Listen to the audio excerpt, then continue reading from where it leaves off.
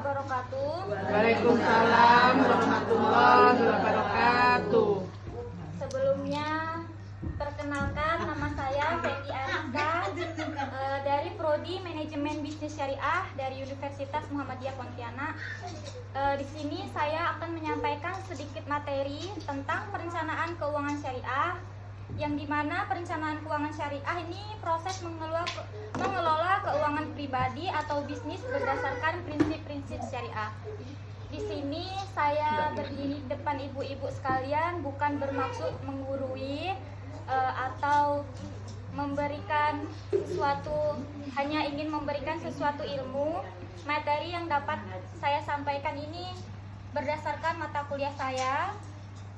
Mungkin yang saya tahu ini sekedar materi, sedangkan ibu-ibu sudah paham prakteknya. Baiklah, saya akan mulai. Perencanaan keuangan syariah adalah proses mengelola keuangan pribadi atau bisnis berdasarkan prinsip-prinsip Islam.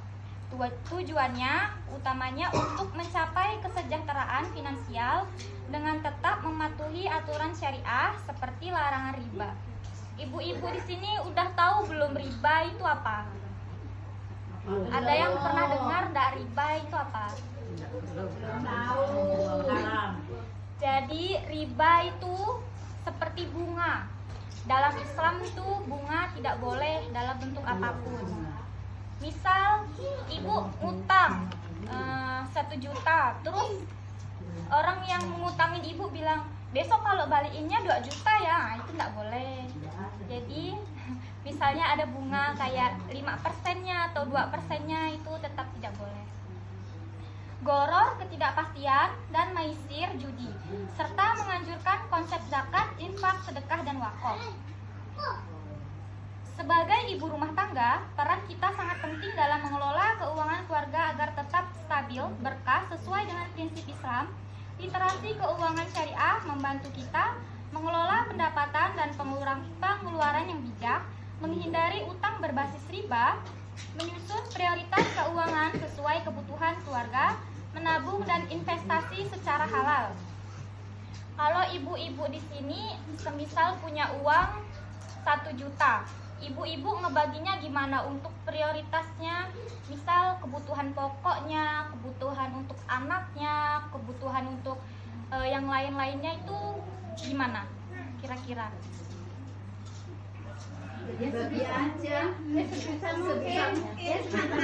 Prioritas utama ibu-ibu apa?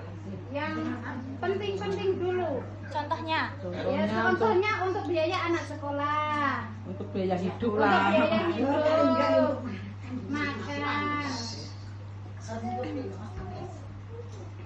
Prinsip dasar keuangan syariah. Keuangan syariah berlandaskan aturan Islam yang menekankan keadilan, keberkahan, dan keseimbangan. Berikut prinsip utamanya. Yang pertama, larangan riba. Hindari goror atau maisir. Goror atau maisir itu tidak boleh ada ketidakpastian dan spekulasi dalam pengelolaan uang. Zakat, infak, dan sedekah. Sebagian harta harus disisihkan untuk keberkahan. Investasi halal, hanya berinvestasi di sektor yang sesuai syariat Islam dan adil dan transparan. Ibu-ibu di sini biasanya kalau investasi berbentuk apa? Bisa berbentuk emas, misalkan. Kalau emas itu kan nggak kena inflasi. Misal ibu-ibu beli emas sekarang harganya 500, mungkin 5 tahun yang akan datang jadi 1 juta, itu bentuk investasinya. Kalau emas itu boleh dalam Islam, tapi tetap belinya di tempat-tempat yang kayak BSI, Bank Syariah Indonesia, jadi itu lebih aman. Prioritas keuangan dalam Islam. Dalam Islam pengeluaran harus disusun berdasarkan tingkat kepentingannya. Jadi menghindari dari pengeluaran yang tidak perlu, menghindari kita dari pengeluaran yang di luar dari kebutuhan kita yang membuat kita jadi boros. Kebutuhan pokok dauriyat 50-60% dari pendapatan ibu-ibu. Kebutuhan yang wajib dipenuhi agar kehidupan keluarga saya sampaikan. Kurang lebihnya mohon maaf apabila perkataan saya ada yang kurang mengenakan atau pemilihan katanya kurang tepat. Dengan menerapkan literasi syariah ini, ibu rumah tangga dapat mengelola keuangan keluarga dengan lebih bijak, menghindari riba dan memastikan kesejahteraan jangka panjang. Kurang lebihnya mohon maaf. Wassalamualaikum warahmatullahi wabarakatuh. Waalaikumsalam warahmatullahi wabarakatuh.